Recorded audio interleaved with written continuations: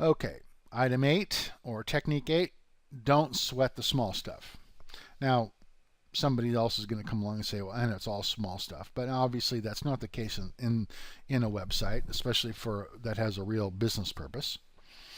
And so don't sweat the small stuff in this case means, from my perspective, by and large, really all of the appearance elements, all of the graphic elements on your site should be considered small stuff.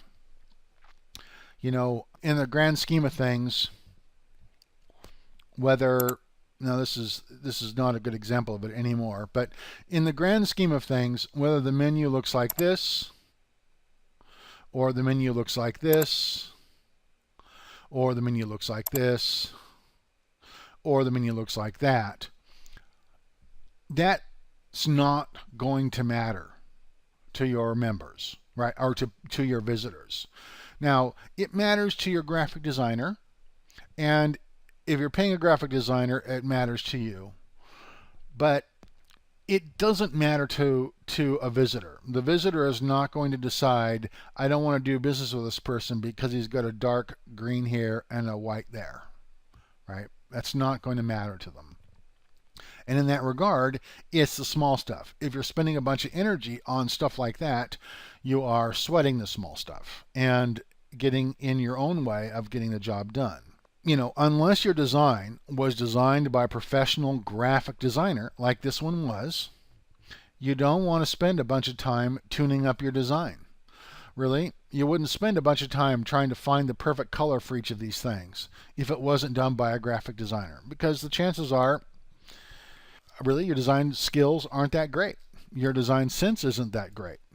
And you'd be better off finding something to emulate and emulating that rather than trying to decide, well, should it go from, you know, dark blue down to brown, or maybe I should put the brown in between this, or, you know, maybe I should do a dark blue, brown, and light blue, right?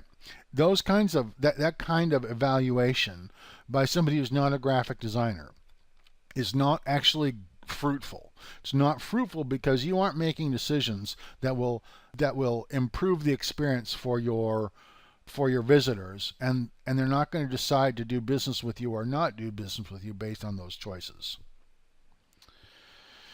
Okay, one really big example of this is adjusting of spacing. And I see this all the time. You know, I think I've got a little bit too much space right here. Or, I don't know, you know, I think that's a little bit, I think I need more space right there. Or, you know, I don't really like the line spacing of this title here. I think these need to be a little closer. Or, you know, I think I should have some more white space down here. Or maybe this is too much white space in between these things. There's probably a few hundred posts like that on my forum, right? Where people are saying, well, it's not quite right. I just want to adjust the spacing just a little bit. And, you know, that's the small stuff. That's not going to affect whether or not a person decides to call you on the phone or not, right? Another example of that is wordsmithing. Now, this is as opposed to editing, right? Editing is essential. You don't want poorly written content on your site. And if you are a lousy writer or a lousy speller, then you want to hire somebody or borrow somebody who is a good writer and a good speller and a good editor to edit your stuff, because that's a whole different story. My one example of my customer who is 100% complete with her site, but has still not published it because she's still trying. One of the things she's trying to decide is whether or not she's really phrased a few of these paragraphs exactly right. Right? It's not that the content isn't good. It's not that she's misspelled things or she's used poor grammar. None of that's the case. It's just the case of, you know, is it right? Maybe I should rephrase this. Maybe I should do that. Wordsmithing is, again, one of those things that can be the small stuff and should not prevent you from getting your site up and running. Because remember, everything can be tweaked once your site is up and running, right? You don't have to have it perfect once for all. In fact, it's never going to be perfect once for all. You're always going to be tweaking something as you go through this process. So acknowledge that, don't expect it to be perfect, and just get it up. And how do you know if it's small stuff? Okay, this is the big question. If you don't get anything else from this conversation, if you take this with you, you'll have something that is useful. You know it's small stuff by your answer to this question. If I were looking at someone else's site, would I choose not to do business with them because of this on their site? All right.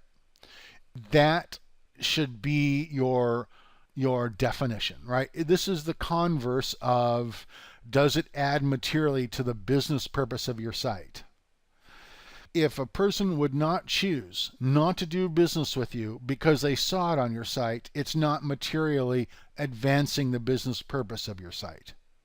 So if you're wondering whether or not you're being too anal about a specific thing, if you're wondering whether or not you're obsessing on the small stuff, ask yourself that question. If I were looking at someone else's site and I saw this there, would I choose not to do business with them because of that? If the answer is no, it's small stuff. If the answer is yes, then work on it.